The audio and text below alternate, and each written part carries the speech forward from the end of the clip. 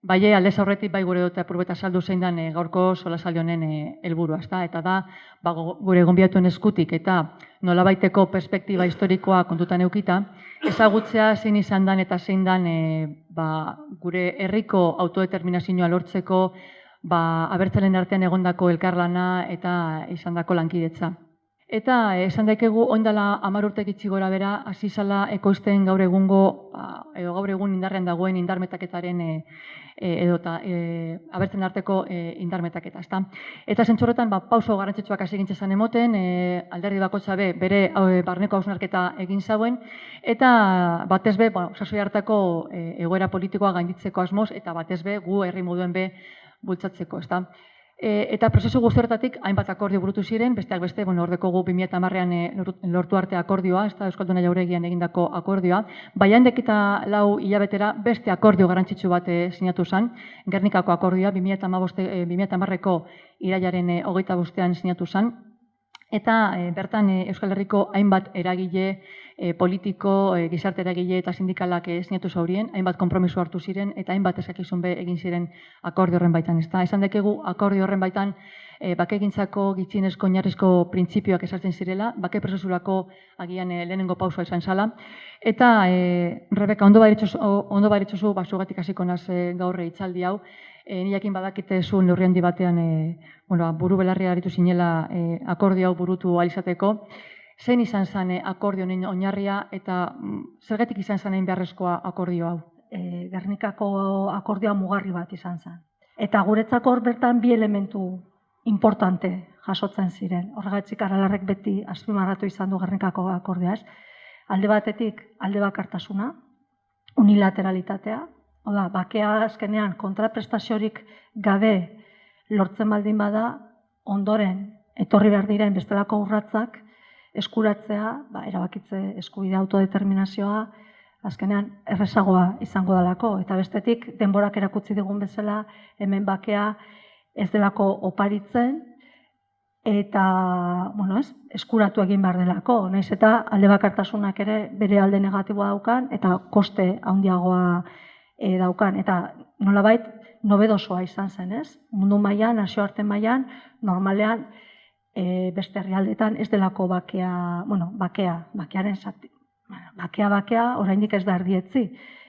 Oraindik ere, hemen ikusi da bakea erekitzeko prest, etak bete zuen ibilbide horria, Gernikako akordioan, lehenengo puntuan jasotzen zena, eta hor egon gara ezkerreko, abertzaleak, alde bat, sinatzaileak izan ginenak eta hor bultzatzen eta nolabait urratsak ematen eta beste aldeak ez ditu eman, ez? Adibidez, guretzat, Aralarrentzat importantea zen ez izatea hauteskundeetarako plataforma soil bat edo ziklo bat. Guk garrantzia handia ematen genion,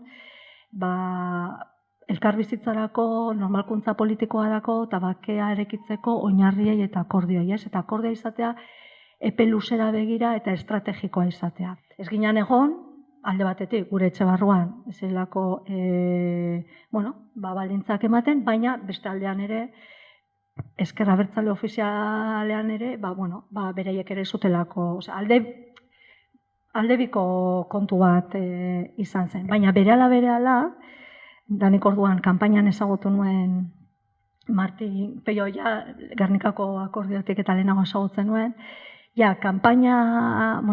kanpainan ezagutu nuen Martin, batzar nagusietan, eta behin batzar nagusietan diputazioan gobernura iritsita, harremanak izugarrizko abiaduraz sakontzen hasi ziren. Eta nik ez dakit zenbat denbora pasatzen genuen eta inbertitzen genuen dokumentuak, lehen aipatu ditudan dokumentu horiek adosten. Eta hori esaten du, nik ez dakit garrantzitsua zen edo ez, ez? Orain adibidez, ez dugu hainbeste denbora pasatzen eredu sozialaren, ekonomikoaren, gizarte ereduaren inguruko oinarriak adosten eta hori baina orduan. Baina, konturatzen naiz distantzia batetatik, bakoitza zegoen punta batetan, eta nolabait eztabaida horiek eta pasatzen genuen denbora hori, inbertitzen genuen denbora horrek, lagundu izan du orain iritsi garen puntu horretara iristea. Bide zibilean desberdina da, baina politikan eskontzak sarritan izaten dira halabeharrez egin beharrekoak. Nolabaitxe guztion preminak betetzeko, asetzeko. Eta konfiantza eta maitasuna gerora sortzen da. Nire esperientzia izugarri politia da. Guk sartu ginen abentura honetan, gu hirurok eta Oskar Matute, adibidez, alternatiba ere aipatzearren, baina sartu ginen bakoitza bere analisi politikotik. Ara iristeko gu bakarrik ezin dugu. Egin behar dugu elkartasun zabalago bat, eta anitzagoa. Eta hori egin gendun, eta konfiantza, kariñoa, maitasuna, gero sortzen, eta Rebekak izan duen bezala, ni diputazioan nire esperientzia, eta Batzar Nagusietan ere, izugarri politia da. Nik ez dut inolako problemarik izan, nire alderdiko propio etzienekin lan egiteko. Azkenean, sinisten gendelako hor proiektu bat gedukala, hori aurrera atera behar gendula, eta sarritan politikan, labankada mingarrienak etxekoak izaten dira, ez kontratik ematen dizutela. Hori alde batetik, eta nik uste lortu dugula. Nik uste, el roce alza el cariño, alguna vez las hostias también, ezta? Baina bai da egia izan dugula, lehenik eta behin gaitasuna proiektu bat martxan jartzeko, proiektu bat gauzagarria dela demostratu dena, eta emaitza oso potentea lortu ditzakena. Dago asko egiteko, baina egia da, 2009an Patxi López Jaurlaritza aldu zenean, zegoen eskenategia, eta gaur egun daukagun 10 urte beranduago ez daka ze ikusi beharrik. 2011an be, hemen aipatuan moduen Bildu sortu zen, Bildu koalizioa sortu zen, eta, danok gogoratzen dugu, zelan sartu gintzen Euskal Herriko panorama politikoen, ez da gogoz eta indarrez, eta, danok ikusi gendun zen nolako emaitzak, ez da txikitu gendu zen, aurreikusitako aurreikuspenak. Baina hori bizi baina horretik momentu gogorra bizi izan gendu zen, edan gogoratuko dugu Bilbokaren aldean gau hartan bizi izan dakoa, ez da, danok gogoratzen dugu ilegalizazioaren mehatxua. Eta, zenolako tensioa, zenolako ardura eta zenolako amorruebe bizi izan gendu zen egun eta aste horietan, ez da. Pello eta Martin zuek momentu horren lekuko eta protagonistak izan zineten, dan gogoratzen dugu, haren aleko argazki horiek ez da, eta zuekan holtza gainean, zuontzako galdera hau, ez da, zelan bizi izan duten momentu hura. Nik bi gertakari aipatuko nituzke. Alde batetik, bi egun leno, haren aleko gau magiko aura baino leno, joginen Madrilera prentzerreko bat ematera, Aitziberri Baibarriaga, Oskar Matute, Pello Tani, katalanek eta gallegoek, diputatuek, gonbideuta. Eusko Alderdi Jeltzalekorik etzan azaldu handik. Eta joginen Espainiar Parlamentuan prentzerreko ematera, eta halako batean, ateko poliziak esaten dit, no pueden ustedes pasar. ¿Cómo que no podemos pasar? Estamos invitados aquí por 12 diputados para usar una sala, para dar una rueda de prensa. No, es que don José Bono, presidentea, parlamentuko presidentea, ha convocado una mesa del Parlamento de urgencia y han decidido que usted no puede pasar. Hortxe daukate, etxean daukat papela. Eta ni nengoelako, ez gintuzten utzi pasatzen, ¿y por qué no puedo pasar yo? Porque es usted testaferro de los terroristas. Bueltatu ginen Madrildik, bidean, Oskar Matutek, esklusiba da, esan zuen, estos hijos de puta me han hecho independentista hoy. Jendia keskatuta, posik asko gendelako, batzuk ilusinatuta, beste batzuk ilusio gutxikin.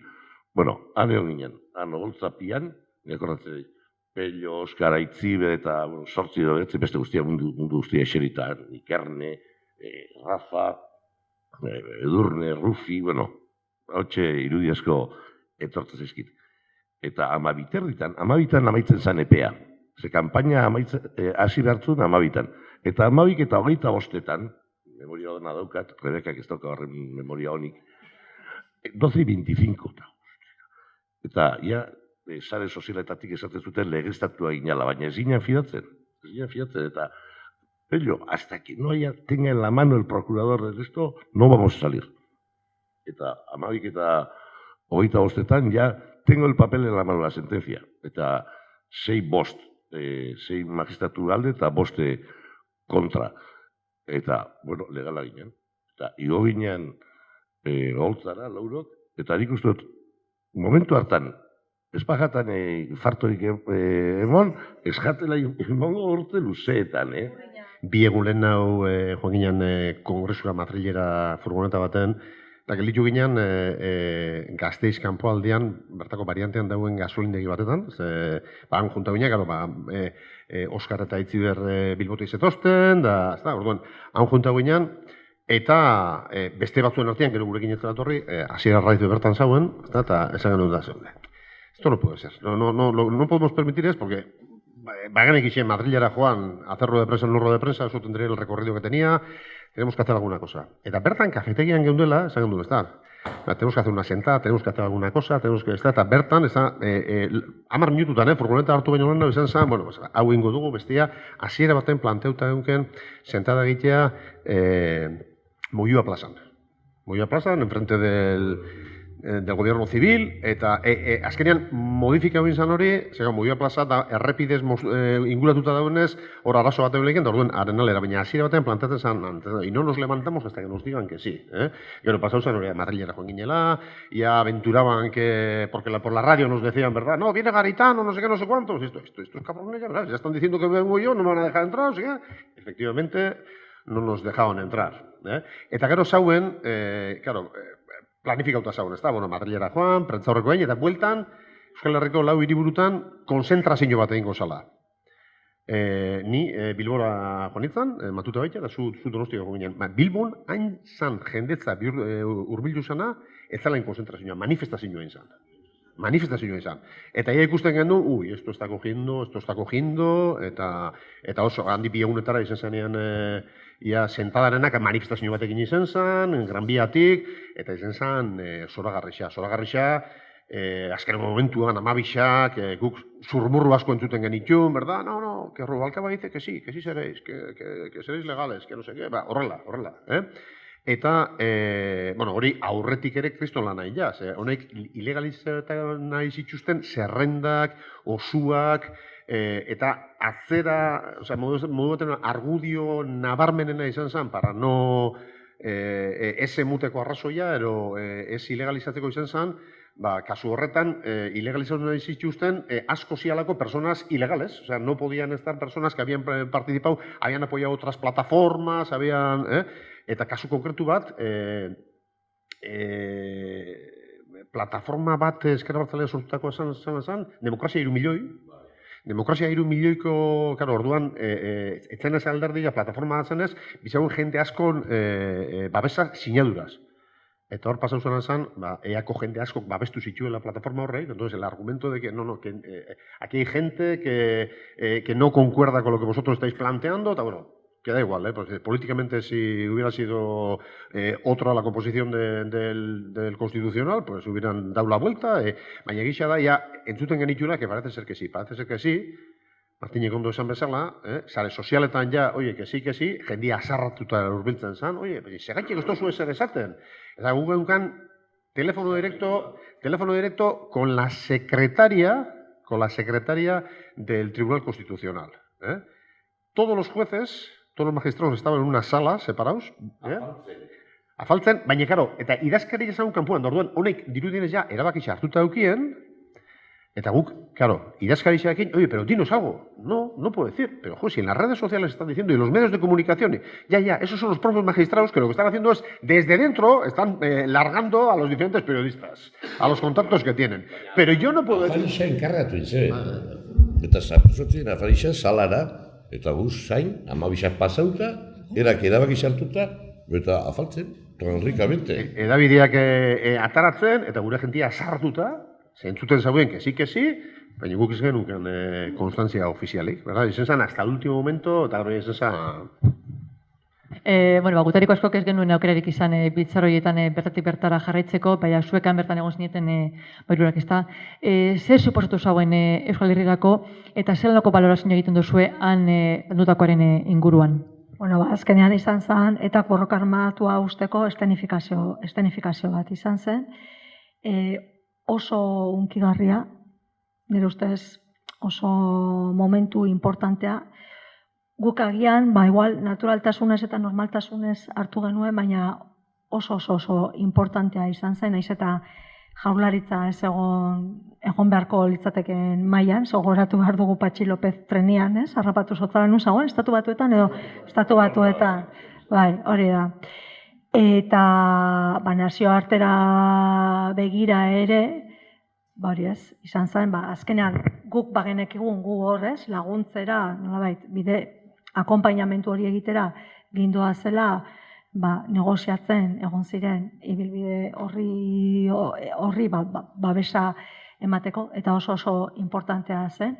Ez normalean prentzan eta komunikabideetan ikusten eta entzuten diren pertsona ardura handikoak etorri ziren, eta nolabait ez, bertaratzea be, niri ematen zidan izugarrizko bertigoa, eta Patxek esaten zidan, zu joan behar zara, eta baina ni zelan joango naiz, gauza bada, Gernikako akordioko bileretara joatea eta beste bilera batzuetara joatea, baina nik hor zer egin behar dut. Zekara hor gero bakoitzak, tartetxo bat euki genuen, bakoitzak ikusten zuena azpimarratzeko. Eta gira zen, ikusgarria izan zela, denbora luzez egon ginen, egon ginen, eta gero, etxera joan dakoan zatozu, behitu, ez?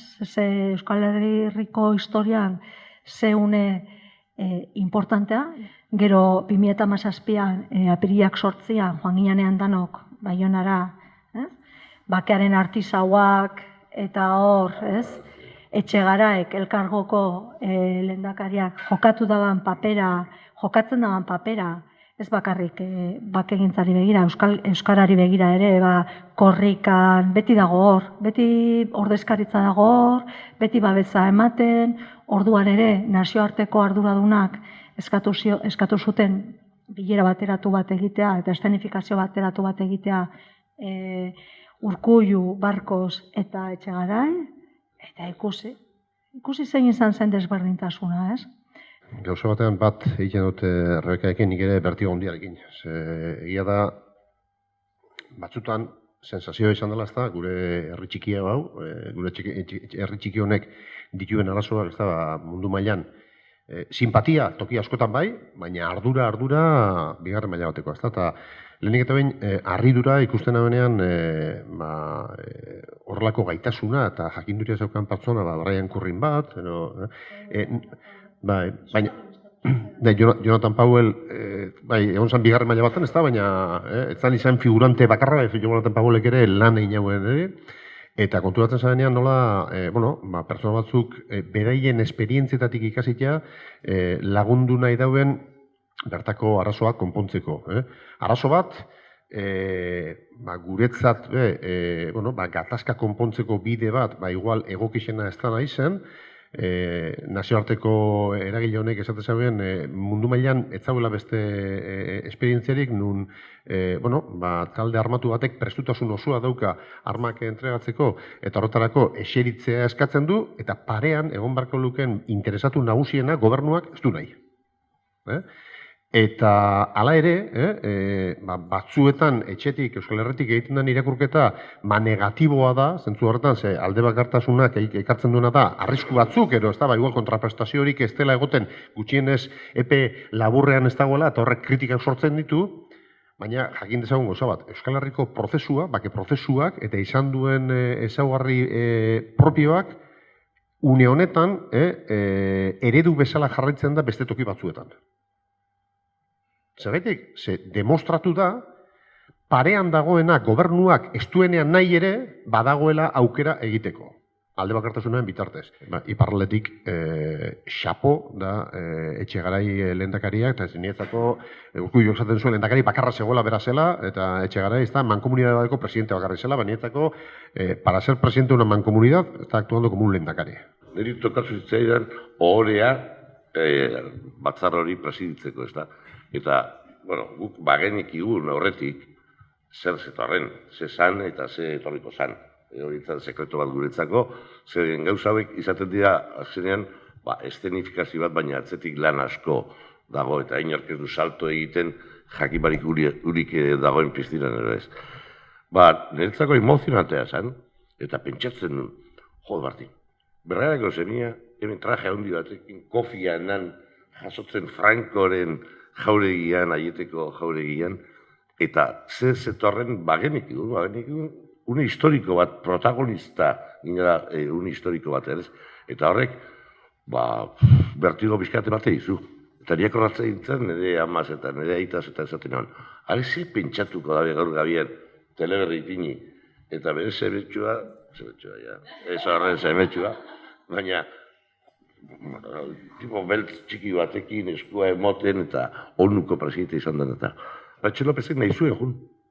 Baina Rubalcabak Ameriketara bializun. Tú a América, que ya mandaremos aquí la delegación, tal. Eta delegazioan, karo, hor oso implikatuta holtzan ere horreko lanetan, eta hori aitortu behar da, eta errekonozitu Jesus eguren soeko presidentea zan orduan.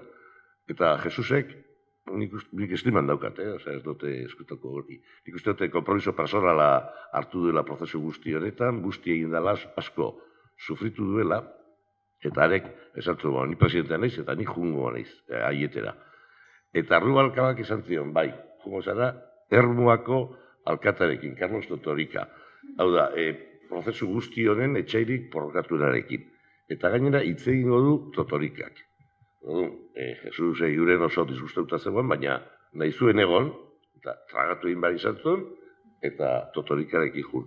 8 urte hauetan zelan ikusi duzue Euskal Herria Bilduren hazkundea. Esan daikegu Euskal Herria Bildu Euskal Gizartearen erreferente politiko batean bilakatu dela? Bi oso telefono Monzonen launa nintzen, ni txikisa eta bera nagusia, eta arek beti aipatzezun batasuna balore oso baikor bat bezala, eta gure herri txiki hau horregateatzeko batasun gero eta gehiago beharko gendula. Nik uste dut, bizitzak, norbera eramaten du bere bidetik, baina asmatu egin dugula azkenean helburuak nortzuk diren garbi eukita, bidea zelan ibili behar dugun elkarrekin, eskutik helduta. Eta hori erreferente bada, eta nik uste dut, Euskal jendarteak hori zoriondu, saritu egiten duela. Ni pentsatzen dut, aurretik daukagun bidea oso polita dela, irabasteko bidea dela. Referentzia ezin ezin baztertzekoa. Eta hori gu dakigu, eta beste eragile politikoek ere badakite, eta erabideek ere badakite. Daukagu egiteko, dazkagu kultura desberdinena, baina tokatzen zaigu ez da areta gehiago irekitzea. Eta areta gehiago irekitzeko izan behar dugu gaitasuna gure kultura politikoetatik, gatozen kultura politikoak denak zilegia dianak eta denak respetatu behar dianak, ez da aratago joatea ere. Erakarri behar dugu jende gehiago, eta erakarri behar dugu jendea ez dena eskultura batekoa, ez bestekoa. Gehiengoan lortzen nahi badugu, horiek erakarri behar ditugu. Horretarako, egin behar dugu eta egiten ari gara. Egin behar dugu beste dinamika propio bat, EH Bilduren dinamika propioa, ez dena errexea izango, Tapia telebistarekin ez digute laguntasuna hundirik emango, baina zerbait demostratzen ari bagara, eta polik izango da, eta zaila izango da, EAJak batez bere Bizkaian daukan klientelismo sarearekin oso zaila da, baina demostratzen ari gara, duela 4 urte, Bakioko kasua izan zen kasu bat. EAJak irabazi zituen hauteskundeak, baina guk aukera izan genuen, eta ahal izan genuen, independente egina akordio bat egitea, eta 4 urte geroago, EH Bilduk irabazi ditu hauteskundeak. Eta hori, horrek ze ekartzen du? Ekartzen du, arro egon behar gala, eta arro egon behar gala EH Bilduren proiekturekin, arrotasunez, baina arrokeriarik gabe. Jendearen hurbildu, jendearen empatia hurbildu, jendearekin lan egin, eta gero denborarekin da pazientziarekin ez da zure proiektura hurbilduz. Barriro eskerrik asko Martin, Rebeka eta Peio zuen hausnarketa eta zuen azalpenengaitik, eta eskerrik asko baita bezuei gaurko hitzaldi honetara bertaratzagatik. Bueno, y como colofón le va a entregar Alberto un regalo muy especial para Pello, como coordinador general de EA en Baquio.